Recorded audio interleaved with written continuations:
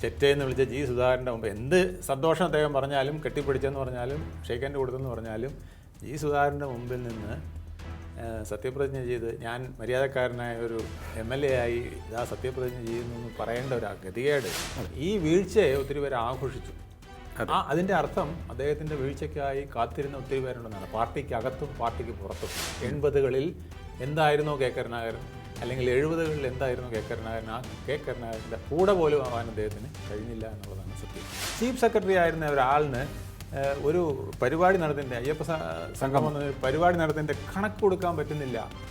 EMS Namboodiripad communist മന്ത്രിസഭയുമായി അധികാരത്തിൽ വരുന്ന പ്രധാനമായൊരു കാരണമായി പറയുന്നത് 1950 അവിടെ നടന്നൊരു തീവെപ്പാണ്.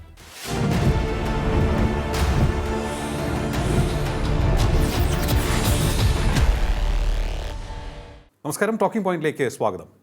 ശബരിമല വിഷയത്തിൽ തിരിച്ചടി നേരിട്ട നേതാവ് ആര് എന്ന് ചോദിച്ചാൽ നിങ്ങൾക്കൊരുത്തരമുണ്ട്. തീർച്ചയായിട്ടും മുൻ മുഖ്യമന്ത്രി, ഇപ്പോഴത്തെ പ്രതിപക്ഷ നേതാവ് പിണറായി വിജയൻ. പക്ഷേ ഇദ്ദേഹത്തെ കൂടാതെ മറ്റ് 2 മുഖ്യമന്ത്രിമാർക്ക് ശബരിമല വിഷയത്തിൽ തിരിച്ചടി കിട്ടിയിട്ടുണ്ട്. അതാരെന്ന് പരിശോധിക്കുകയാണ് നമ്മൾ ഇന്ന് ടോക്കിംഗ് പോയിന്റിൽ. 2 മുൻ മുഖ്യമന്ത്രിമാർക്ക് മാത്രമല്ല, ചില മുൻ മന്ത്രിമാർക്കും ശബരിമല അയ്യപ്പൻ്റെ വിഷയത്തിൽ മോശപ്പെട്ട സമീപനത്തിൻ്റെ പേരിൽ തിരിച്ചടി കിട്ടിയിട്ടുണ്ട്. അക്കാര്യവും നമ്മൾ ഇന്നിവിടെ ചർച്ച ചെയ്യും. നമ്മോടൊപ്പം ചേരുകയാണ് രാഷ്ട്രീയ നിരീക്ഷകൻ അഡ്വക്കേറ്റ് വേണുഗോപാൽ MS. നമസ്കാരം സർ, ടോക്കിംഗ് പോയിന്റിലേക്ക് സ്വാഗതം. നമസ്കാരം.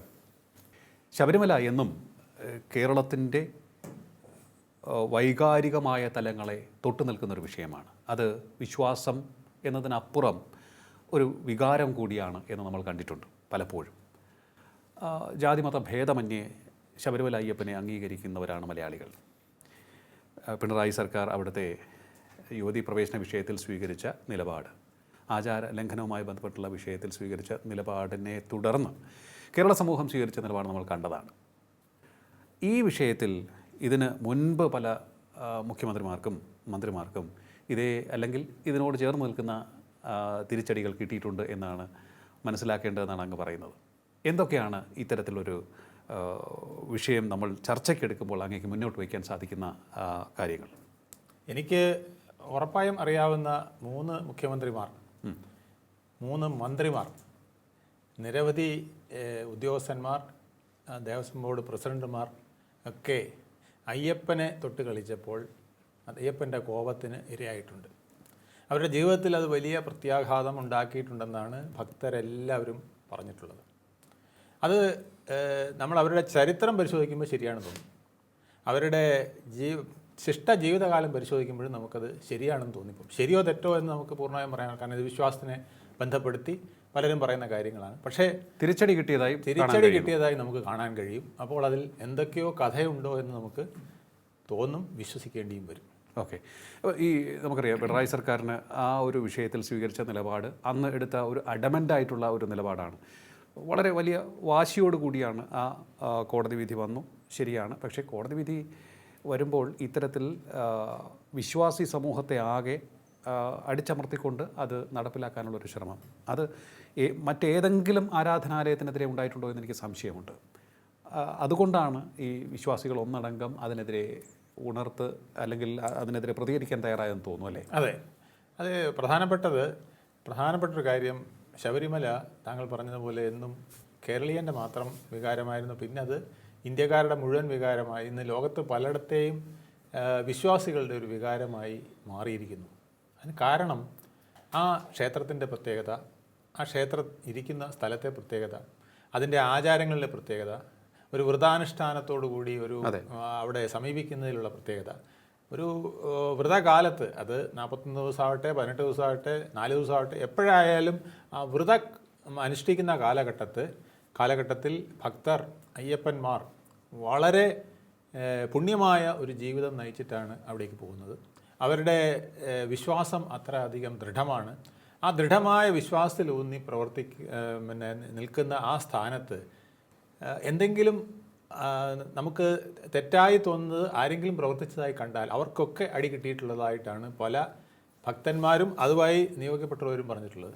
എനിക്കറിയാവുന്നത് എൻ്റെ മുത്തച്ഛൻ ഈ അയ്യപ്പ സേവാ സംഘത്തിൻ്റെ ആദ്യകാല പ്രവർത്തകരിലും സ്ഥാപകരിലും ഒരാളായിരുന്നു. അദ്ദേഹം N. ഗോപാലക്കുറുപ്പ് എന്നാണ് പേര്. കോട്ടയത്ത് ഞാൻ അടുത്ത കാലം വരെ അവിടുത്തെ പിന്നെ ഓഫീസിൽ അദ്ദേഹത്തിൻ്റെ ചിത്രമൊക്കെ ഉള്ളവർ ഞാൻ കണ്ടിട്ടുണ്ട്. ഇപ്പം ഇന്നും ഞാൻ പോയിട്ടില്ല. അപ്പോൾ അദ്ദേഹം എന്നോട് പലപ്പോഴും പറഞ്ഞിട്ടുണ്ട്, അയ്യപ്പൻ എന്ന് പറയുന്ന അപാരമായൊരു ശക്തിയാണ്. ആ ശക്തിയെ ആരെങ്കിലും എന്തെങ്കിലും ചെയ്യാൻ ശ്രമിച്ചാൽ അവർക്ക് തിരിച്ചടി കിട്ടിയിരിക്കും. അതുകൊണ്ട് നീ നിൻ്റെ ജീവിതത്തിൽ വളരെ സൂക്ഷിച്ച് അയ്യപ്പനെക്കുറിച്ച് പരാമർശിക്കുക പോലും ചെയ്യാവൂ, ഭക്തിയോടെ അല്ലാതെ ആ വാക്ക് ഉരിയാടരുത് എന്ന് പറയുമായിരുന്നു. ഞാനിത് നോക്കിയപ്പോൾ 1957 EMS നമ്പൂതിരിപ്പാട് കമ്മ്യൂണിസ്റ്റ് മന്ത്രിസഭയുമായി അധികാരത്തിൽ വരുന്നതിന് പ്രധാനമായൊരു കാരണമായി പറയുന്നത് 1950 അവിടെ നടന്നൊരു തീവയ്പ്പാണ്. ആ തീവയ്പ്പ് അന്ന് അന്വേഷിച്ചു. അന്നൊരു DYSP അന്വേഷിച്ചു, കേശവമേനോൻ എന്നൊക്കെ പറഞ്ഞ DYSP അന്വേഷിച്ചു. അതിൻ്റെ റിപ്പോർട്ട് തയ്യാറാക്കി. അതിലൊരു കാര്യം മനസ്സിലായി, ഇത് ക്ഷേത്രത്തിന് തകർക്കാൻ വേണ്ടി ചെയ്തതാണ്, മോഷണത്തിന് വേണ്ടി ചെയ്തതല്ല. ഒന്നും മോഷ്ടിക്കപ്പെട്ടിട്ടില്ല. പക്ഷേ അവിടുത്തെ വാതിലിൽ കുറേ വെട്ടുകളേറ്റിട്ടുണ്ട്. മണ്ണെണ്ണ ഉപയോഗിച്ച് കത്തിച്ചതിൻ്റെ പല തെളിവുകളുണ്ട്. അപ്പോൾ ഇത് മനഃപൂർവ്വം അവിടെ നടത്തിയ ഒരു പരിപാടിയായിരുന്നു. അതുപോലെ തന്നെ അന്നത്തെ വിഗ്രഹം തകർക്കാനുള്ള ശ്രമം നടന്നിട്ടുണ്ട്. ഇതെല്ലാം റിപ്പോർട്ടിലുണ്ട്. ആ റിപ്പോർട്ട് സർക്കാരിന് കൊടുത്തിട്ട് അത് പിന്നെ പുറത്തിറങ്ങിയില്ല. അപ്പോൾ അതിൻ്റെ പിന്നിൽ വേറെ ചിലരുടെ കൈകളുണ്ട് എന്നാണ് പറയുന്നത്. ഓക്കെ. അത് 1957 ഇലക്ഷൻ സമയത്ത് ഈ കമ്മ്യൂണിസ്റ്റ് പാർട്ടികൾ പ്രഖ്യാപിച്ചു. പ്രത്യേകിച്ച് EMS പറഞ്ഞു, ഇത് നമ്മൾ ഈ റിപ്പോർട്ട് പുറത്തുവിടും എന്ന് പറഞ്ഞു എന്നാണ് പറയുന്നത്. മന്നത്ത് പത്മനാഭൻ അടക്കമുള്ളവർ അന്ന് കമ്മ്യൂണിസ്റ്റ് പാർട്ടിക്ക് സപ്പോർട്ട് കൊടുത്തതിൻ്റെ ഒരു പ്രധാന കാരണം, അല്ലെങ്കിൽ ഹിന്ദു നേതാക്കന്മാരൊക്കെ അതിന് സപ്പോർട്ട് കൊടുത്തതിൻ്റെ ഒരു പ്രധാന കാരണം, ഈ മന്ത്രിസഭ വന്നിട്ട് ഈ റിപ്പോർട്ട് പുറത്തുവിടുകയും കുറ്റക്കാർക്കെതിരെ നടപടി സ്വീകരിക്കുകയുമാണെന്നാണ്. പക്ഷേ EMS നമ്പൂതിരിപ്പാടിൻ്റെ മന്ത്രിസഭ വന്നതിന് ശേഷം അങ്ങനെ ഒരു പരിപാടി നടത്തിയില്ല എന്ന് മാത്രമല്ല, അവർ മറ്റ് പല കാര്യങ്ങളുമായിട്ട് അവരുടെ കമ്മ്യൂണിസ്റ്റ് രീതിയിലുള്ള കാര്യങ്ങൾക്കായിട്ട് ഭൂനിയമമോ അല്ലെങ്കിൽ വിദ്യാഭ്യാസ ബിൽ ഇങ്ങനെയുള്ള കാര്യങ്ങളിലേക്കാണ് പോയത്. 2 വർഷത്തിനകം വലിയ പ്രക്ഷോഭം ഉണ്ടാകുകയും ആ മന്ത്രിസഭ കേന്ദ്ര ഗവൺമെൻറ് പിരിച്ചുവിടുകയുമാണ് ഉണ്ടായത്. അതിനുശേഷം EMS നമ്പൂതിരിപ്പാടിന് പിന്നെ ഒരു തവണ കൂടെ ഒന്ന് കഷ്ടിച്ച് മുഖ്യമന്ത്രിയാവാൻ കഴിഞ്ഞു 1967 മുസ്ലിം ലീഗിൻ്റെ പിന്തുണയോടുകൂടി. അതിനുശേഷം അദ്ദേഹത്തിൻ്റെ രാഷ്ട്രീയ ഭാവി എന്ന് പറഞ്ഞാൽ അദ്ദേഹം വലിയ ആചാര്യനാണ്, ലോകത്ത് മുഴുവൻ ശ്രദ്ധിക്കപ്പെട്ട ആളാണ്.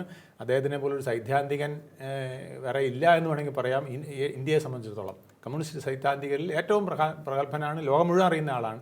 പക്ഷേ അത്രയും പ്രാഗൽഭ്യമുള്ള അദ്ദേഹത്തിന് പോലും, അതുപോലെ തന്നെ രാഷ്ട്രീയ ചാണക്യൻ എന്ന് പറഞ്ഞാൽ ഇതുപോലൊരു ചാണക്യൻ വേറെ ഇല്ല, അങ്ങനെയുള്ള അദ്ദേഹത്തിന് പോലും പിന്നെ അധികാരത്തിൽ വരാൻ കഴിഞ്ഞില്ല എന്ന് പറയുമ്പോൾ 57 EMS, 67 EMS, 77 EMS എന്ന് പറഞ്ഞതാണ്.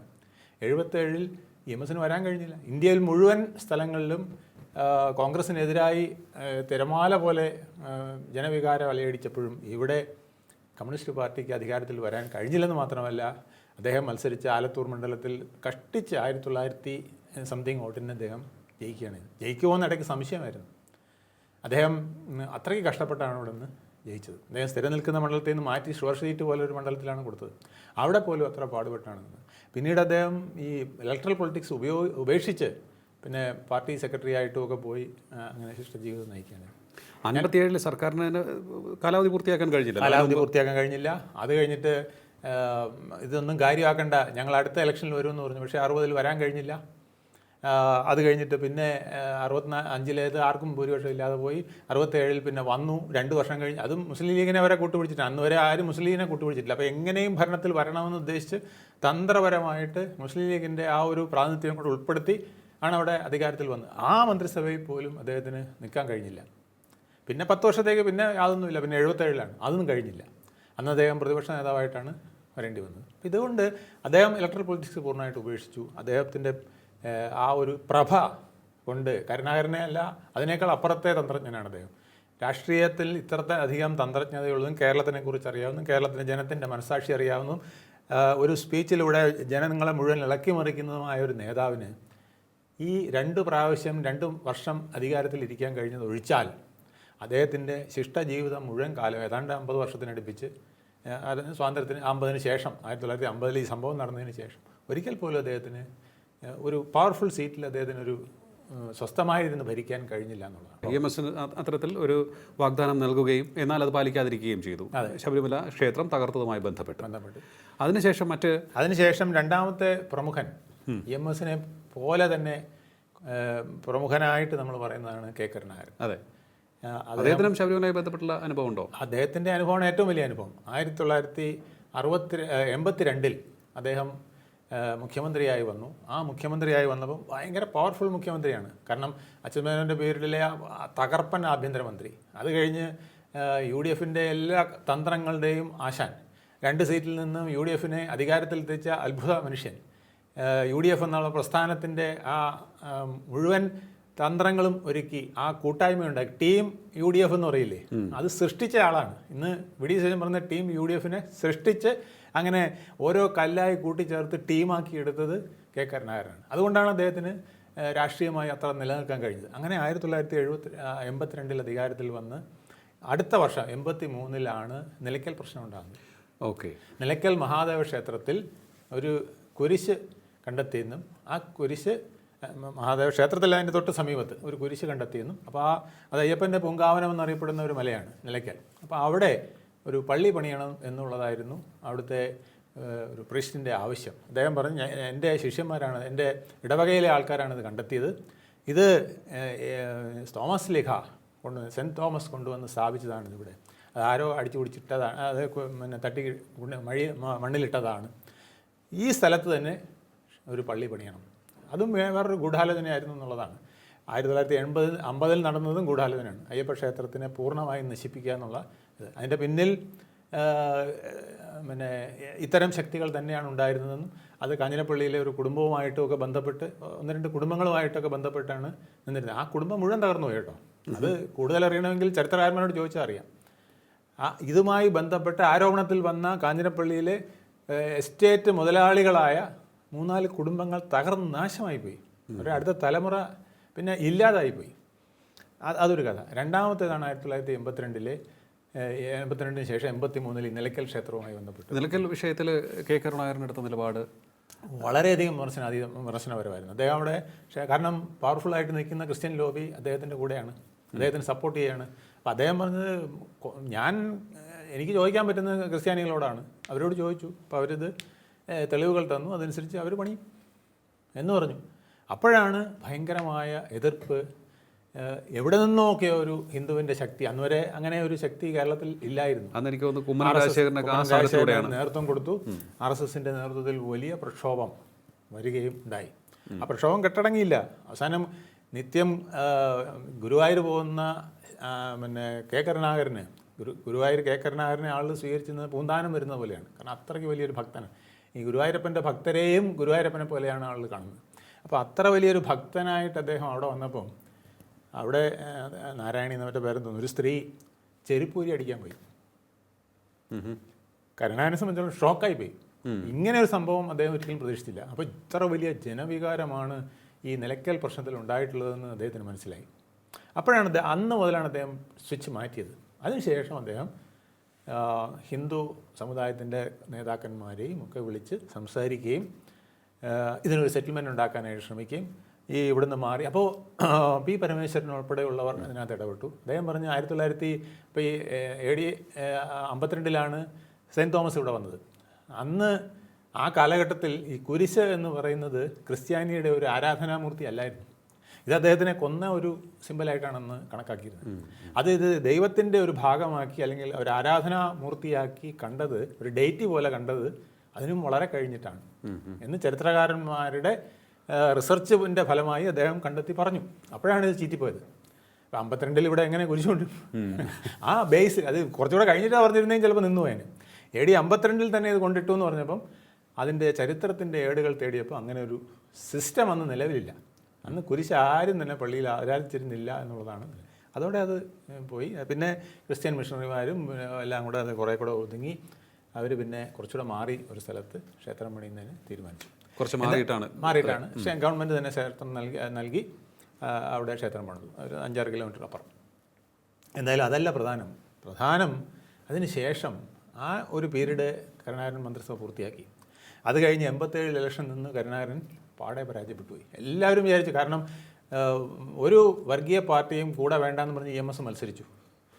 മുസ്ലിം വേണ്ട, ക്രിസ്ത്യൻ വേണ്ട, 8 കെട്ടുന്നവൻ വേണ്ട, 10 കെട്ടുന്നവൻ വേണ്ട എന്നൊക്കെ പറഞ്ഞുകൊണ്ട് EMSൻ്റെ പ്രഖ്യാപനവും ശരീരത്തിനെതിരെ വലിയ ബഹളമൊക്കെ ആയിട്ട് EMS ഇങ്ങനെ കേരളം മുഴുവൻ ആഞ്ഞടിച്ച് പ്രവർത്തിക്കുകയാണ്. അപ്പോൾ എല്ലാവരും പറഞ്ഞു പോക്ക് EMSൻ്റെ ഈ നാക്ക് കാരണം ഇത്തവണ 87 കിട്ടിയില്ല, ഇനി 77 കിട്ടിയില്ല, ഇനി 87 കിട്ടാൻ പോണില്ല എന്ന് പറഞ്ഞു. പക്ഷേ 87 കരുണാകരൻ തോറ്റു. EMS അന്ന് മുഖ്യമന്ത്രി ആയില്ല, EMS പൊളിറ്റിക്സിൽ നിന്ന് മാറി, അദ്ദേഹം ഇലക്ട്രൽ പൊളിറ്റിക്സിൽ നിന്ന് മാറി. അന്ന് EK നായനാർക്ക് മുഖ്യമന്ത്രിയാകുന്നതിന് അവസരം ഉണ്ടാക്കി കൊടുത്തു. അന്ന് കരുണാകരൻ പൊട്ടിപ്പാളീസായി. അത് കഴിഞ്ഞ് 1991 പിന്നെ കരുണാകരൻ രക്ഷപ്പെടുന്നത്. അന്ന് 1991 ശേഷം രാജീവ് ഗാന്ധിയുടെ മരണമൊക്കെ കഴിഞ്ഞതിന് ശേഷം നടന്ന ഇലക്ഷനിൽ വലിയ ഭൂരിപക്ഷത്തോടു കൂടി UDF അധികാരത്തിൽ വന്നു. അന്ന് വീണ്ടും കരുണാകരൻ അധികാരത്തിലെത്തുകയാണ് ചെയ്തത്. ആ അധികാരവും ഒരു കാരണമില്ലാതെ അദ്ദേഹത്തിന് നഷ്ടപ്പെട്ടു എന്നുള്ളതാണ്. പൂർത്തിയാക്കാൻ കഴിഞ്ഞില്ല. 94 ആയപ്പോഴേക്കും 93 ആയപ്പോഴേ ചാരക്കേസും പ്രശ്നമായി, വലിയ പ്രശ്നമായി. കളികളുടെ ആശാനായ അദ്ദേഹത്തെ ഗ്രൂപ്പുകൾ ചേർന്ന് വെട്ടി. സ്വന്തം കൂടെ നിന്നവർ തന്നെ പലപ്പോഴും അദ്ദേഹത്തിന് പുറകിൽ നിന്ന് കുത്തുന്ന അവസ്ഥ വന്നു. അദ്ദേഹം ഞെട്ടിപ്പോയി. അതിനിടയ്ക്ക് അദ്ദേഹത്തിൻ്റെ നടുവൊടിഞ്ഞു, പലവിധ പ്രശ്നങ്ങൾ എല്ലാം വന്ന് അദ്ദേഹം വളരെ അവശനായി. 94 അദ്ദേഹം രാജിവെച്ച് പുറത്തു പോകേണ്ടി വന്നു. എന്നിട്ട് 96 CBI തന്നെ ഇത് അന്വേഷിച്ച CBI തന്നെ പറഞ്ഞു ഇതിനകത്ത് ഒരു കഥയില്ല, ഈ ചാരക്കേസ് വെറും ചാരക്കേസാണ്, അതിലൊരു സ്പൈയും നടന്നിട്ടില്ല എന്ന് പറഞ്ഞ് പോയി. പക്ഷേ അതിനുശേഷം പിന്നീട് ഒരിക്കൽ പോലും മുഖ്യമന്ത്രിയാകാനോ പ്രധാന ഒരു സ്ഥാനത്തിരിക്കാനോ കരുണാകരൻ കഴിഞ്ഞില്ല എന്നുള്ളതാണ് ഏറ്റവും ദയനീയമായത്. അതുമാത്രമല്ല, അദ്ദേഹം കിങ് മേക്കറായി നിന്ന് പ്രധാനമന്ത്രിയായ നരസിംഹറാവുവിനെ അധികാരത്തിൽ കൊണ്ടുവന്നു. എന്നിട്ട് പോലും അവർ തമ്മിൽ പിന്നെ ചർച്ചയില്ലാതായി. ഇദ്ദേഹത്തിനെ കൊണ്ടുവന്നതുകൊണ്ട് സോണിയാഗാന്ധി ഉൾപ്പെടെയുള്ളവർ ഇദ്ദേഹത്തിനോട് വിദ്വേഷത്തിലായി. ഒരിക്കലും നെഹ്റു കുടുംബമായിട്ട് തെറ്റിപ്പിരിയാത്ത കരുണാകരൻ തെറ്റിപ്പിരിയേണ്ടി വന്നു. അവിടുന്ന് വലിയ അവജ്ഞ വന്നു. ഡൽഹിയിൽ നിന്ന് അദ്ദേഹത്തിന് യാതൊരു പരിഗണനയും കിട്ടാതെ വന്നു. അങ്ങനെയാണ് അദ്ദേഹം DIC ഉണ്ടാക്കി. മകൻ്റെയും കൂടെ പ്രേരണയുണ്ട്, മുരളീധരൻ്റെ പ്രേരണയുണ്ടെങ്കിലും അദ്ദേഹം DIC ഉണ്ടാക്കി പുറത്ത് ചാടി ഇടതുമുന്നണിയിൽ വന്നത്. അവിടെ വന്നപ്പോൾ അതിനേക്കാൾ വലിയ അവഗണന. പിന്നെ അച്യുതാനന്ദൻ വാളെടുത്തുകൊണ്ട് നിൽക്കുകയായിരുന്നു. ഇത്തരം പാർട്ടികളൊന്നും ഇതിനകത്ത് കയറ്റിയില്ല എന്ന് പറഞ്ഞുകൊണ്ട്. അങ്ങനെ അദ്ദേഹത്തിന് അപമാനം സഹിച്ച് അവിടെ മുന്നണിയിലൊക്കെ വന്നെങ്കിലും അദ്ദേഹത്തിന് അതിനകത്ത് ഒരു ഗുണവും കിട്ടിയില്ല, തിരിച്ചു പോരേണ്ടി വന്നു. ഒരു സീറ്റാണ് ആകെ ജയിച്ചത്. അങ്ങനെ അദ്ദേഹം ഏതാണ്ട് നിഷ്കാസിതനായ പോലെയാണ് അദ്ദേഹത്തിന് പോകേണ്ടി വന്നത്. പിന്നെ തിരിച്ച് കോൺഗ്രസിലേക്ക് പോകാൻ അദ്ദേഹം തിരിച്ച് കാല് പിടിച്ചെന്ന് പറഞ്ഞ പോലെയാണ് കോൺഗ്രസിൽ പോയത്. അവിടെ വീണ്ടും അവഗണനയും അവജ്ഞയൊക്കെ തന്നെയായിരുന്നു അദ്ദേഹത്തിന് മാന്യമായൊരു കരുണാകരൻ ആരായിരുന്നോ, 80കളിൽ എന്തായിരുന്നോ കരുണാകരൻ, അല്ലെങ്കിൽ 70കളിൽ എന്തായിരുന്നു കരുണാകരൻ, കരുണാകരൻ്റെ കൂടെ പോലും ആവാൻ അദ്ദേഹത്തിന് കഴിഞ്ഞില്ല എന്നുള്ളതാണ് സത്യം. അത് കഴിഞ്ഞാണ് പിന്നെ പിണറായി വിജയൻ എന്ന അതികായൻ്റെ വരവ്. അതിനുശേഷമാണ് അല്ലേ EMS, കരുണാകരൻ. മൂന്നാമത്തെ മുഖ്യമന്ത്രി ഞാൻ കണ്ടത് പിണറായി വിജയൻ എന്ന് പറഞ്ഞാൽ ഇവരെ രണ്ടുപേരെ വെച്ചിട്ട് അവർ രണ്ടുപേരും രണ്ടു വിധത്തിൽ കേമന്മാരാണെങ്കിൽ ശക്തിയുടെ ആജ്ഞയുടെ ബലത്തിൽ നിൽക്കുന്നയാളാണ് പിണറായി വിജയൻ. ഞാൻ ഇതുപോലൊരു ലീഡറിനെ കണ്ടിട്ടില്ല. മുമ്പിൽ നിൽക്കുന്നത് ആരായാലും അവരെ തറ പറ്റിക്കാൻ തക്ക ആജ്ഞാശക്തി എന്താണെന്ന് ചോദിച്ചാൽ ഒന്ന് കിടുങ്ങും. അത്രയ്ക്ക് ആജ്ഞാശക്തിയുള്ളൊരു ലീഡറിനെ ഞാൻ കണ്ടിട്ടില്ല. ഞാൻ രാജീവ് ഗാന്ധി മുതൽ നരേന്ദ്രമോദി വരെയുള്ള മുഴുവൻ പ്രൈം മിനിസ്റ്റർമാരുടെയും വിസിറ്റുമായി ബന്ധപ്പെട്ട് പ്രവർത്തിക്കാൻ കഴിഞ്ഞ, അവരുടെ അടുത്ത് നിന്ന് പ്രവർത്തിക്കാൻ കഴിഞ്ഞൊരു ആളാണ്, ഒരു ഉദ്യോഗസ്ഥനായിരുന്നു. എനിക്കറിയാം അത്തരത്തിലൊരു ലീഡറെ കാണുക വളരെ വിഷമമാണ്. പവർഫുള്ളാണ്, വളരെ പവർഫുള്ളാണ്. ഉദ്ദേശിക്കുന്ന കാര്യം കൽപ്പന കല്ലേ പിളർക്കും എന്ന് പറഞ്ഞ വിധത്തിൽ ചെയ്യാൻ കഴിയുന്ന ആളാണ്. ആ ആളിന് വന്ന ബുദ്ധിമുട്ടുകൾ ഞാൻ അന്തം വിട്ടുപോയി. ഞാൻ ഉദ്ദേശിച്ചത് കേരളത്തിലെ ഏറ്റവും നല്ല മുഖ്യമന്ത്രിയായിട്ട് അദ്ദേഹം മാറുന്നതാണ്. കാരണം അത്രയ്ക്ക് ആജ്ഞാശക്തിയും അത് തന്നെയാണ് കേരളത്തെ ജനത രണ്ടാമത് തെരഞ്ഞെടുത്തതിൽ ഒരു കാരണവും. 21 കൊണ്ടുവന്നത് കേരളത്തിൻ്റെ ഈ പ്രതിസന്ധികൾ എല്ലാം മാറ്റുന്നതിന് അദ്ദേഹത്തിന് കഴിയുമെന്നുള്ള ഒരു വിശ്വാസത്തിൻ്റെ പുറത്താണ്. അത്രയ്ക്ക് ഊക്കോടെ അദ്ദേഹം കോവിഡ് കാലത്ത് പ്രവർത്തിച്ചതും ഒക്കെ കൊണ്ട് തിരിച്ചു കിട്ടിയ ഒരു പദവിയാണ്. ആ പദവിയിൽ അദ്ദേഹത്തിന് ഷൈൻ ചെയ്യാൻ കഴിഞ്ഞില്ല. അത് ഈ 2018 ശേഷം നടന്ന ഈ സ്ത്രീ യുവതീ പ്രവേശനവുമായി ബന്ധപ്പെട്ടുണ്ടായ സുപ്രീം കോടതി വിധിയും അത് ആഞ്ഞു നടപ്പിലാക്കാൻ ആവശ്യമില്ലാതെ അദ്ദേഹം കാണിച്ച തിടുക്കും, അതിനെതിരെ ഉണ്ടായ പ്രക്ഷോഭങ്ങളിൽ വനിതകളെ അടക്കം അദ്ദേഹം നിഷ്ഠൂരമായി കൈകാര്യം ചെയ്ത രീതികൾ, ഇതൊക്കെ അദ്ദേഹത്തിന് ഒരുപാട് അവമതിപ്പുണ്ടാക്കി. എന്തായാലും അന്ന് ക്രിസ്ത്യാനികൾ, ന്യൂനപക്ഷങ്ങൾ പൊതുവെ അദ്ദേഹത്തിന് അനുകൂലമായൊരു നിലപാടും കൂടെ എടുത്തത് പലരും പറഞ്ഞിട്ടില്ല. കോവിഡിൻ്റെ മാത്രമല്ല, അന്ന് RSSകാരെയൊക്കെ അദ്ദേഹം കൈകാര്യം ചെയ്യുന്ന രീതി, ഇത് പ്രക്ഷോഭത്തിൽ വന്ന RSSകാരെ കൈകാര്യം ചെയ്യുന്ന രീതി കണ്ടിട്ട് ന്യൂനപക്ഷങ്ങൾ വിചാരിച്ച് ഇയാളാണ് നമ്മുടെ ഇദ്ദേഹമാണ് യഥാർത്ഥ രക്ഷകൻ എന്ന് പറഞ്ഞിട്ടാണ് അവർ പിണറായിക്ക് സപ്പോർട്ട് ചെയ്തു. ന്യൂനപക്ഷങ്ങളുടെ വലിയ പിന്തുണയോടുകൂടിയാണ് 2021 അധികാരത്തിൽ വന്നത്. അതിനുശേഷം അദ്ദേഹത്തിന് ആ പിന്തുണയും നഷ്ടപ്പെട്ടു, ഹിന്ദുക്കളുടെ പിന്തുണയും നഷ്ടപ്പെട്ടു. പല വിധത്തിലുള്ള ആരോപണങ്ങൾ അദ്ദേഹത്തിന്. ഇന്നിപ്പം അദ്ദേഹം അനുഭവിക്കുന്ന ഈ ഒരു പ്രശ്നം പോലും ഇതിൽ ശരിയുണ്ടോ തെറ്റുണ്ടോ എന്നുള്ളത് കാലം തെളിയിക്കേണ്ടതാണ്. പക്ഷേ എന്നാൽ പോലും എസ്ട്രാലോജിക്കുമായി ബന്ധപ്പെട്ട് വീണ വിജയൻ്റെ ഈ വിഷയം അദ്ദേഹത്തിന് ഏറ്റവും കൂടുതൽ വേദനിപ്പിച്ച വിഷയം. അദ്ദേഹത്തിന് എന്ത് വന്നാലും പ്രശ്നമില്ല, ചങ്കൂറ്റത്തോടെ നേരിടും. പക്ഷേ പുത്രിക്കുണ്ടാകുന്ന പ്രശ്നം അദ്ദേഹത്തിനെ വളരെയധികം ഉലയ്ക്കും എന്ന് നമുക്കറിയാം. ഓക്കെ, ആ വിധത്തിൽ അദ്ദേഹത്തിനെ ഉലച്ച് ബുദ്ധിമുട്ടിച്ച് നിൽക്കുന്ന ഒരു സാഹചര്യം ഇപ്പോൾ ഉണ്ടായത് അങ്ങനെയാണ്. ഓക്കെ, അപ്പോൾ ഈ ഇത്തരത്തിലുള്ള ഈ 3 മുഖ്യമന്ത്രിമാർക്കും ഈ ഒരു വിഷയത്തിൽ നേരിട്ടു. ഇപ്പോൾ പിണറായി വിജയൻ ഇപ്പോഴും അതിൻ്റെ പരിണിത ഫലങ്ങൾ ഏറ്റുവാങ്ങിക്കൊണ്ടിരിക്കുകയാണെന്നാണ് അങ്ങ് പറയുന്നത്. എനിക്കതാണ് തോന്നുന്നത്. കാരണം അല്ലെങ്കിൽ ഇപ്പം തന്നെ അദ്ദേഹം തോറ്റുപോകുന്ന ആരും വിശ്വസിച്ചില്ല. മിനിമം 70 സീറ്റെങ്കിലും 71 സീറ്റെങ്കിലും ഒപ്പിച്ച് അല്ലെങ്കിൽ 72 സീറ്റ് ഒപ്പിച്ച് വരുമെന്ന് പലരും വിചാരിച്ചു. അതിന് പോലും അദ്ദേഹത്തിന് കഴിഞ്ഞില്ല എന്ന് മാത്രമല്ല, അദ്ദേഹം മാർക്സിസ്റ്റ് പാർട്ടിക്കൊക്കെ ഉണ്ടായ ദയനീയ പരാജയങ്ങളിൽ രണ്ടാമത്തേത്, ഒന്ന് 77-ലാണ് ഉണ്ടായത്, അത് കഴിഞ്ഞുണ്ടായ ഏറ്റവും വലിയ പരാജയം ഇതാണ്. അപ്പോൾ അതിന് ആ സമയത്ത് നേതാവായിരിക്കുന്ന ഒരാൾ ആ സമയത്ത് പ്രതിപക്ഷ നേതാവായിട്ട് അദ്ദേഹത്തിന് വരേണ്ടി വന്നു. ഈ താൻ ഉദ്ദേശിക്കാത്ത ആൾക്കാർ, ഇപ്പം ചെറ്റയെന്ന് വിളിച്ച ജി സുധാകരൻ്റെ മുമ്പ് എന്ത് സന്തോഷം അദ്ദേഹം പറഞ്ഞാലും, കെട്ടിപ്പിടിച്ചെന്ന് പറഞ്ഞാലും, ഷെയ്ക്കൻ്റെ കൊടുത്തെന്ന് പറഞ്ഞാലും, ജി സുധാകരൻ്റെ മുമ്പിൽ നിന്ന് സത്യപ്രതിജ്ഞ ചെയ്ത് ഞാൻ മര്യാദക്കാരനായ ഒരു MLA ആയി ഇതാ സത്യപ്രതിജ്ഞ ചെയ്യുന്നു എന്ന് പറയേണ്ട ഒരു ഗതികേട്, ഒരവസ്ഥ, അതൊക്കെ വളരെ അദ്ദേഹം ഒരിക്കലും പ്രതീക്ഷ കാണില്ല ഇങ്ങനെ ഒരു അവസ്ഥ. അദ്ദേഹം അതിനെ മാനേജ് ചെയ്യും, അത് വേറെ കാര്യം. ആ സിറ്റുവേഷനെ അദ്ദേഹം മാനേജ് ചെയ്തിട്ടുണ്ട്, ഇല്ല എന്ന് പറയുന്നില്ല. പക്ഷേ അതിൽ അവിടെ ഉണ്ടായിരിക്കുന്ന ആന്തരിക ഭൂകമ്പം എത്രയാണെന്നുള്ളത് അല്ല. ഇപ്പം കേരളത്തിലുടനീളമുള്ള പ്രാദേശിക കമ്മിറ്റികൾ, ഏരിയ കമ്മിറ്റി ആണെങ്കിലും ജില്ലാ കമ്മിറ്റികളിലാണെങ്കിൽ തന്നെയും അദ്ദേഹത്തിനെതിരെ വിമർശനം, തകർത്ത വിമർശനമല്ല. അദ്ദേഹം നിയോഗിച്ചവർ, അദ്ദേഹം നിശ്ചയിച്ചവർ, ഇവരൊക്കെ ആയിരിക്കണം ഇന്നടത്തിരിക്കേണ്ടത്, അവരൊക്കെ ആയിരിക്കും എൻ്റെ കാവൽ ഭടന്മാർ എന്ന് വിചാരിച്ച അവരെല്ലാം തന്നെ അദ്ദേഹത്തിനെ പുച്ഛിക്കുന്ന അവസ്ഥ, എതിർക്കുന്ന അവസ്ഥ വന്നു. ഇത് വേറൊരു കമ്മ്യൂണിസ്റ്റ് നേതാവിന് ഇത്രയും മോശമായൊരു പൊളിറ്റ് ബ്യൂറോ വരെ ഇരുന്ന് ഇത്രയും മുഖ്യമന്ത്രിയായി ഇത്രയും പരിണിതജ്ഞനായ ഒരാളിന് വരേണ്ട ഗതികേട് ഉണ്ടായിട്ടില്ല. അതെ, ഓക്കെ. കാരണം ഒരു കാര്യം എടുത്ത് പരിശോധിക്കുകയാണെന്നുണ്ടെങ്കിൽ ഇത്രയും നാൾ ഒരു 4 നൂറ്റാണ്ടോളം CPM പോലൊരു പാർട്ടിയെ കൺട്രോൾ ചെയ്യുക, കൈവെള്ളയിൽ സ്വന്തം ഇഷ്ടപ്രകാരം പാർട്ടി സെക്രട്ടറി ആയി അമാനമാടുക. അപ്പോൾ 16 വർഷം പാർട്ടി മുഖ്യമന്ത്രിയായിരിക്കുകയും ചെയ്തു. തിരുവായില്ലാത്തൊരു സാഹചര്യം. എന്നിട്ട് പോലും ഒരു എന്താണ് നമ്മുടെ പൂർണ്ണ മനസ്സോടെ ഒരു ഇഷ്ടം എത്ര പേർക്കുണ്ടായിരുന്നു എന്ന് ചോദിച്ചാൽ അത് രാഷ്ട്രീയത്തിൽ നമുക്ക് ഒരുപാട് ഉയർച്ചകളൊക്കെ വരാം. പക്ഷേ ആ ഉയർച്ചകളും താഴ്ചകൾ വരുമ്പോഴേ സാധാരണഗതിയിൽ ഒരു നേതാവിനും ഉണ്ടാകാത്ത അത്ര സംഘർഷം ഉണ്ടാക്കുന്ന ചില പ്രശ്നങ്ങൾ അദ്ദേഹത്തിന് മാത്രമേ ഇങ്ങനെ നേരിട്ടുള്ളൂ എന്നാണ് എനിക്ക് തോന്നുന്നത്. ചിലരൊക്കെ താഴോട്ട് പോകുമ്പോൾ നമുക്ക് വിഷമം തോന്നിയിട്ടുണ്ട്. ചിലർ താഴോട്ട് പോകുമ്പോൾ ഇത് താഴോട്ട് പോയതാണ് എന്ന് വിചാരിച്ച് നമ്മൾ തള്ളിക്കളഞ്ഞിട്ടുണ്ട്. പക്ഷേ ഇത് ആഘോഷിച്ചു പലരും. ഈ വീഴ്ചയെ ഒത്തിരി പേര് ആഘോഷിച്ചു. അതിൻ്റെ അർത്ഥം അദ്ദേഹത്തിൻ്റെ വീഴ്ചയ്ക്കായി കാത്തിരുന്ന ഒത്തിരി പേരുണ്ടെന്നാണ്, പാർട്ടിക്ക് അകത്തും പാർട്ടിക്ക് പുറത്തും. അപ്പോൾ അതിന് വിപരീതമായി ഇലക്ഷന് മുൻപ് തന്നെ ഈ ഇടതുപക്ഷ ചിന്തകരും ചില സാഹിത്യകാരന്മാരും ഒക്കെ പറഞ്ഞു, അല്ലെങ്കിൽ ഇടതുപക്ഷ വിശ്വാസികളായിട്ടുള്ള പലരും പറഞ്ഞു, ഒരു തുടർഭരണം പാടില്ല, അല്ലെങ്കിൽ അങ്ങനെയാണെങ്കിൽ പാർട്ടി തകർന്നു പോകും. അത് ഒന്ന് പറഞ്ഞു. പാർട്ടിയെ തകർത്തവർ എന്ന് പറഞ്ഞു, ധാർഷ്ട്യം കൊണ്ട് പാർട്ടിയെ തകർത്തവർ എന്ന് പറഞ്ഞു. ഇത്തരത്തിലുള്ള ആരോപണം പോലും അദ്ദേഹം നേരിട്ടുകൊണ്ട് തീർച്ചയായും. കാരണം ജ്യോതിബാസു 30 വർഷം ഭരിച്ചിട്ടും 25 വർഷം ഭരിച്ചിട്ടും അതുണ്ടായില്ല. അദ്ദേഹം ബുദ്ധദേവന് ഹാൻഡ് ഓവർ ചെയ്തിട്ടാണ് പോയത്.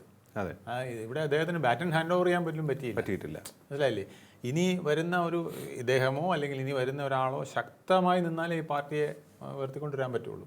ഇത്തരത്തിലൊരു പ്രതിസന്ധിയിലുണ്ട് എന്തൊക്കെ പറഞ്ഞാലും. അപ്പം അങ്ങനെ വന്ന പ്രശ്നങ്ങൾ ഇതിപ്പോൾ ഈ മുഖ്യമന്ത്രിമാരല്ലാതെ മറ്റേതെങ്കിലും മന്ത്രിമാരുടെ ഭാഗത്തു നിന്നും ഏതെങ്കിലും തരത്തിലുള്ള ആരോപണ വിധേയരായ ഏത് മന്ത്രിയെ നിങ്ങൾ നോക്കൂ.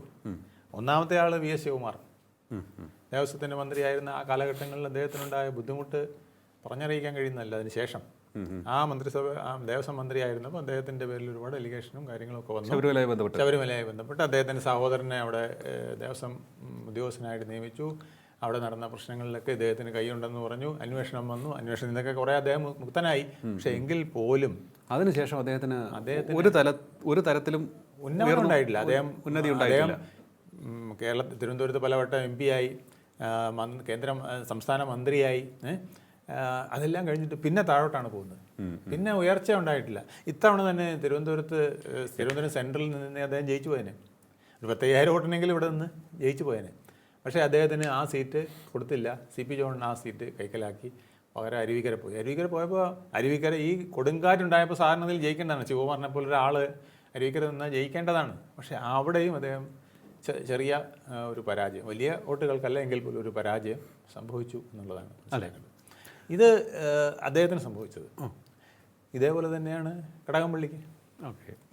അതായത് കഴക്കൂട്ടം നിയോജകമണ്ഡലത്തിൽ അരിവാൾ ചുറ്റിക നക്ഷത്രം ചിഹ്നമാക്കി ജയിച്ച ഏക വ്യക്തി കടകംപള്ളിയാണ്. വേറെ പ്രഗത്ഭന്മാർ പലരും നിന്നിട്ടുണ്ട്, അവരെല്ലാം തോറ്റുപോയിട്ടുള്ളൂ. അരിവാൾ ചുറ്റിക നക്ഷത്രത്തിൽ മത്സരിച്ച് ജയിച്ച ഏക വ്യക്തി ഇദ്ദേഹമാണ്. 96-ൽ ജയിച്ചു, അത് കഴിഞ്ഞിട്ട് 11-ൽ ജയിച്ചു, അത് കഴിഞ്ഞിട്ട് 16-ൽ ജയിച്ചു, അത് കഴിഞ്ഞിട്ട് 21-ലും ജയിച്ചു. പിന്നീട് അദ്ദേഹത്തിനുണ്ടായത് വളരെ മോശമായ ഒട്ടേറെ ആരോപണങ്ങൾ, അനുഭവങ്ങൾ, വ്യക്തി ഹത്യ ചെയ്യപ്പെടുന്ന ഒരുപാട് സന്ദർഭങ്ങൾ, പ്രശ്നങ്ങൾ എല്ലാം വന്ന് ഇത്തവണ തോറ്റുപോയ എത്ര നിസ്സാരമായ വോട്ടിന്, 500-ൽ താഴെ വോട്ടിന്, 400 ചില്ലുവാനും വോട്ടിന് അദ്ദേഹം തോറ്റുപോയി എന്ന് പറഞ്ഞാൽ കപ്പിനും ചുണ്ടിനും ഇടയിലാണ്. എത്ര വലിയ വിഷമം അദ്ദേഹത്തിനുണ്ടായി കാണുമെന്ന് ആലോചിച്ചത്. ഓക്കെ. ആ ഒരു പരാജയം വലിയൊരു പരാജയമാണെങ്കിൽ ശരി, ഇത് വെറും അധ്വാനിച്ച് അദ്ദേഹം ഒരു കാരണവശാലും ഈ മണ്ഡലം നഷ്ടപ്പെടരുതെന്ന് വിചാരിച്ച് ചെയ്യാവുന്നതിൻ്റെ മുഴുവൻ ചെയ്ത് പിടിച്ചെടുത്തതാണ് ആ മണ്ഡലം. കയ്യിൽ കിട്ടിയെന്ന് പറഞ്ഞപ്പോൾ പോയി, സ്ലിപ്പ് ചെയ്ത് പോയി. അങ്ങനെ ഒരു പരാജയം.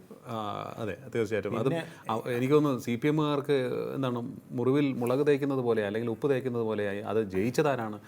BJP കാൻഡിഡേറ്റ് ആയിട്ടുള്ള വി. മുരളീധരൻ. താമര ഒന്നുപോലും വിരിയരുന്ന് വിചാരിച്ചപ്പോൾ തിരുവനന്തപുരത്ത് തന്നെ 2 എണ്ണം വിരിഞ്ഞു. അതെ, അപ്പുറത്തൊന്നും 3 താമര വിരിയാനുള്ള ഇടയുണ്ടാക്കി. അപ്പോൾ അത്തരത്തിലുള്ള അനുഭവങ്ങൾ ഏറെയാണ്. പിന്നെ മൂന്നാമതൊരാളുണ്ട്, VN വാസവൻ. VN വാസവൻ ഇതുപോലൊരു ഗതികേട് പറ്റിയ ആളല്ലേ. VN വാസവനെ ആരും പ്രതീക്ഷിച്ചില്ല അദ്ദേഹം കോട്ടയത്ത് ഈ മണ്ഡലത്തിൽ നിന്ന് തോക്കുമെന്ന്, ചങ്ങനാശ്ശേരി മണ്ഡലത്തിൽ നിന്ന്. കാരണം അവിടെ അദ്ദേഹത്തിൻ്റെ കുത്തകയായിട്ട് അദ്ദേഹം കൈവച്ചിരുന്നില്ല. നാട്ടകം സുരേഷിൻ്റെ കയ്യിൽ അദ്ദേഹത്തിൻ്റെ പണി തീർന്നു എന്ന് പറഞ്ഞാൽ ഒന്ന് ആലോചിച്ച് നോക്ക്. എല്ലാവരും പറഞ്ഞു, കാരണം അദ്ദേഹത്തിന് ക്രിസ്ത്യൻ സഭകളുമായിട്ട് ബന്ധം, NSSുമായിട്ട് ബന്ധം, SNDP ആയിട്ട് ബന്ധം, സാധാരണ പ്രവർത്തകരുമായി, ഇത്രയും കമ്മ്യൂണിസ്റ്റുകാരിൽ ഇത്രയും സ്നേഹത്തോട് സംസാരിക്കുന്ന ഒരാൾ കാണില്ല. നിങ്ങൾ നോക്കണം, അദ്ദേഹത്തിൻ്റെ മുമ്പിൽ ചെന്നാൽ അദ്ദേഹത്തിൻ്റെ പ്രവർത്തന രീതിയും സംഭാഷണവും ചിരിയും വർത്തമാനവും എല്ലാം അങ്ങനെയാണ്. മണ്ഡലത്തിന് ഒരു തെറ്റില്ലാത്ത കാര്യങ്ങൾ ചെയ്തിട്ടുമുണ്ട്. എന്നിട്ട് പോലും അദ്ദേഹം തോറ്റു. ഞാൻ ഒരിക്കലും പ്രതീക്ഷിച്ചില്ല VN വാസവൻ മിക്കവാറും ജയിക്കാനുള്ള ഒരു മന്ത്രിയായിരിക്കും എന്നാണ് ഞാൻ. ഒട്ടുമിക്ക ആൾക്കാരും അതാണ് കരുതിയത്. കാരണം ഏത് സമൂഹത്തിനെ എടുത്താലും, ക്രിസ്ത്യൻ എടുത്താലും ഹിന്ദു എടുത്താലും എല്ലായിടത്തും വാസവൻ സമ്മതനാണ്. അതെ. പക്ഷേ ഈ അലിഗേഷൻ വന്ന പീരീഡിൽ മന്ത്രിയായിരുന്ന അദ്ദേഹം എനിക്കൊന്നുമില്ല, ഞാൻ എല്ലാം ശുദ്ധമായ കൈകളാണെന്ന് പറഞ്ഞാൽ പോലും അതിനകത്ത് ചെയ്യേണ്ട പലതും ചെയ്തില്ല എന്ന ആരോപണം അദ്ദേഹത്തിൻ്റെ മുമ്പിൽ നിൽക്കുന്നു. അദ്ദേഹം വെറും മന്ത്രിയായിരിക്കാൻ പാടില്ലായിരുന്നു. പത്മകുമാറിനെ എല്ലാ കുറ്റത്തിൻ്റെയും പ്രതിയാക്കാൻ പാടില്ലായിരുന്നു. അല്ലെങ്കിൽ ഇപ്പോൾ വന്ന പ്രശാന്തിനെ എല്ലാത്തിൻ്റെയും പ്രതിയാക്കി നിർത്താൻ പാടില്ലായിരുന്നു. അതൊക്കെ കണ്ടുപിടിക്കാനും കണ്ടെത്താനും ഒക്കെ ജനങ്ങൾ കൊടുത്ത താക്കോലാണ് ദേവസ്വം മന്ത്രി എന്നുള്ളത്. അത് അദ്ദേഹം ഉപയോഗിച്ചിട്ടില്ല എന്നുള്ള ആരോപണം ഉണ്ടായിരുന്നു. അവിടെ അദ്ദേഹത്തിനും പരാജയം വന്നു. അതെ. ഇനി പത്മകുമാർ എടുത്ത ദേവസ്വം പ്രസിഡൻ്റായിരുന്ന പത്മകുമാർ എന്തൊരു പ്രഭാവത്തിലിരുന്നാണ്. പത്തനംതിട്ട ആരോട് ചോദിച്ചാലും അറിയാം, പത്മകുമാർ എന്ന് പറഞ്ഞാൽ ഒരു പ്രത്യേകതയാണ്. അദ്ദേഹം MLA ആയിട്ടുള്ളത് കുറവാണെങ്കിൽ പോലും അദ്ദേഹം കോന്നിയിൽ നിന്ന് ഒരിക്കൽ തോറ്റുപോയി, ഒരു തവണ വലിയ ഭൂരിപക്ഷത്തിന് ജയിക്കുകയും ചെയ്തു. പക്ഷേ അദ്ദേഹത്തിനെ കുറിച്ച് ഒരു പാർട്ടിക്കാർക്കും വേറെ എതിർപ്പ് പറയാനൊന്നും ഇല്ലായിരുന്നു. പക്ഷേ ഈ സ്ഥാനത്ത് വന്ന് അദ്ദേഹം ഒരുപാട് അനർത്ഥങ്ങൾക്ക് ഇടയാക്കി. നല്ലൊരു തറവാട്ടിൽ കുടുംബത്തിൽ പറഞ്ഞ ആൾ ജയിലിൽ കിടക്കേണ്ട അവസ്ഥ വരുന്നതെന്ന് പറഞ്ഞാൽ ഒന്ന് ആലോചിച്ചു. അദ്ദേഹത്തിൻ്റെ കുടുംബമായോ വെച്ചാൽ പോലും ആ ജയിൽ വാസം അദ്ദേഹത്തിന് സഹിക്കാൻ പറ്റില്ല, അവരുടെ കുടുംബത്തിന് സഹിക്കാൻ പറ്റില്ല. അത്രയ്ക്ക് അയ്യപ്പനുമായി ബന്ധപ്പെട്ട വളരെ പ്രാധാന്യത്തോടെ പറയുന്ന ഒരു കുടുംബമാണ്. ആ കുടുംബത്തിൽ നിന്ന് അദ്ദേഹത്തിന് ഈ ഗതികേട് വന്നു. ഇതുപോലെ എത്രയോ ഉദ്യോഗസ്ഥന്മാരെ നമുക്ക് നോക്കിയാൽ, ഇനി പ്രശാന്തിൻ്റെ കാര്യം ഇനി വരാനിരിക്കുന്നേ ഉള്ളൂ. ഓക്കെ. എന്തിന് കെ ജയകുമാർ, എവിടെയും പോയി കൈയടി വാങ്ങിക്കുന്ന ആളാണ് കെ ജയകുമാർ. ദേവസ്വം പ്രസിഡൻ്റായപ്പോൾ അദ്ദേഹത്തിനും അടി തെറ്റി. വെറും നിസ്സാര അദ്ദേഹത്തിന് ന്യായം പറഞ്ഞ് അദ്ദേഹത്തിൻ്റെ വ്യക്തിത്വം കളയേണ്ട അവസ്ഥയാണ് വന്നത് എന്നുള്ളതാണ്. കട്ടിലിൻ്റെ കാര്യമായാലും കണക്കിൻ്റെ കാര്യമായാലും ഒരു കണക്ക് ചീഫ് സെക്രട്ടറി ആയിരുന്ന ഒരാളിന് ഒരു പരിപാടി നടത്തിൻ്റെ അയ്യപ്പ സംഘം എന്ന പരിപാടി നടത്തിൻ്റെ കണക്ക് കൊടുക്കാൻ പറ്റുന്നില്ല എന്ന് പറഞ്ഞാൽ ഒന്ന് ആലോചിച്ച് നോക്ക്. വ്യക്തമായൊരു കണക്ക് ഹൈക്കോടതി വേറെ കണക്ക് തരാൻ വേണ്ടിയിട്ട് അതുപോലും ക്ലിയറായിട്ട് കൊടുക്കാൻ പറ്റുന്നില്ല.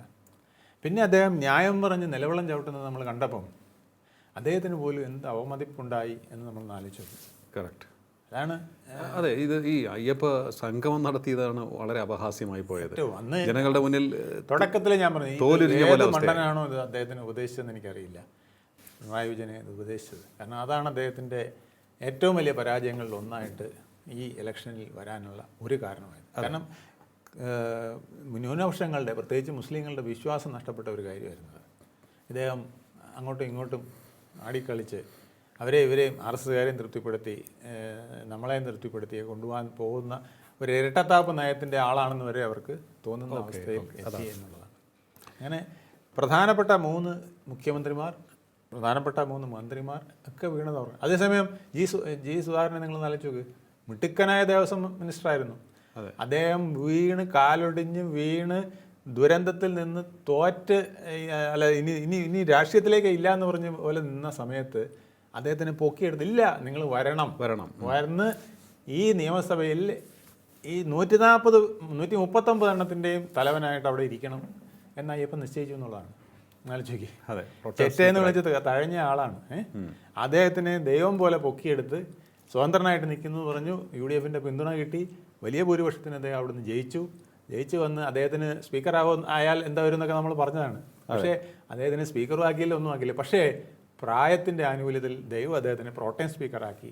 മുഖ്യമന്ത്രി VD സതീശൻ ഇവിടെ ഒരു സത്യപ്രതിജ്ഞ ചെയ്യുമെന്ന് പറയേണ്ട, പ്രതിപക്ഷ നേതാവ് പിണറായി വിജയൻ ഇവിടെ ഒരു സത്യപ്രതിജ്ഞ ചെയ്യൂ എന്ന് പറയുന്ന ആ പൊസിഷനിൽ അദ്ദേഹത്തിന് ഇരിക്കാൻ അയ്യപ്പൻ അവസരം കൊടുത്തു എന്നാണ് ഭക്തന്മാർ പറയുന്നത്. ഓക്കെ. അപ്പോൾ ഏതായാലും ഇത്തരത്തിലുള്ള വിഷയങ്ങളാണ് നമുക്ക് അയ്യപ്പനുമായി ബന്ധപ്പെട്ട് പറയാൻ സാധിക്കുന്നത്. അത് വിശ്വാസികൾ ഒന്നടങ്കം പറയുന്നൊരു കാര്യമാണ്, അയ്യപ്പനെ തൊട്ട് കളിക്കരുത്. അയ്യപ്പനെ തൊട്ട് കളിച്ചാൽ ഇന്നല്ലെങ്കിൽ നാളെ അതിന് തിരിച്ചടി കിട്ടും, അത് കട്ടായം. അതാണ് പറയുന്നത്. അത് ഇപ്പോൾ കാണുന്നില്ലേ എന്നും അവർ ചോദിക്കുന്നുണ്ട്. തീർച്ചയായിട്ടും ഒന്നിന് പിറകെ ഒന്നായി തിരിച്ചടി കിട്ടിക്കൊണ്ടിരിക്കുന്നു എന്നാണ് അവർ പറയുന്നത്. ചില നേതാക്കളെയൊക്കെ തന്നെ നോക്കി അവർ കൃത്യമായി അത് പോയിന്റ് ചെയ്ത് പറയുകയും ചെയ്യുന്നുണ്ട്. മുൻ മുഖ്യമന്ത്രി, ഇപ്പോൾ പ്രതിപക്ഷ നേതാവായിട്ടുള്ള പിണറായി വിജയന് നേരിട്ട തിരിച്ചടികൾ ചില്ലറയല്ല. അതെല്ലാം കാരണം അയ്യപ്പൻ വിശ്വാസത്തോട് കാണിച്ച മോശപ്പെട്ട സമീപനം. അതുകൊണ്ടാണ് അത്തരത്തിലൊരു തിരിച്ചടികളുടെ ഒരു തുടർച്ച അദ്ദേഹത്തിന് നേരിടേണ്ടി വരുന്നത് എന്നും പറയുന്നുണ്ട്. എന്തായാലും പിണറായി വിജയൻ മാത്രമല്ല ഇത്തരത്തിൽ ഉള്ള ഒരു ദുരനുഭവം നേരിട്ടിട്ടുള്ളവർ എന്ന് അഡ്വക്കേറ്റ് വേണുഗോപാൽ എം എസ് ഇന്നിവിടെ വേദിയിൽ പറയുകയും ചെയ്തിരിക്കുകയാണ്. അതായത് EMS, K കരുണാകരൻ, കേരളം കണ്ടിട്ടുള്ള ഏറ്റവും തന്ത്രശാലികളും ഉജ്ജ്വല പ്രതാപികളുമായിട്ടുള്ള നേതാക്കൾ, ഈ 2 പേർക്കും അയ്യപ്പൻ്റെ വിഷയത്തിൽ കൈപ്പൊള്ളിയിട്ടുണ്ട് എന്നുള്ള കാര്യവും അദ്ദേഹം എടുത്ത് പറയുകയാണ്. വളരെയധികം നന്ദി സാർ ഇത്ര സമയം ടോക്കിംഗ് പോയിന്റുമായി സംസാരിച്ചത്. നമസ്കാരം. ടോക്കിംഗ് പോയിന്റ് ഈ അധ്യായം ഇവിടെ പൂർണ്ണമാകുന്നു. ഇനി അടുത്ത എപ്പിസോഡിൽ കാണാം നമുക്ക്. നമസ്കാരം.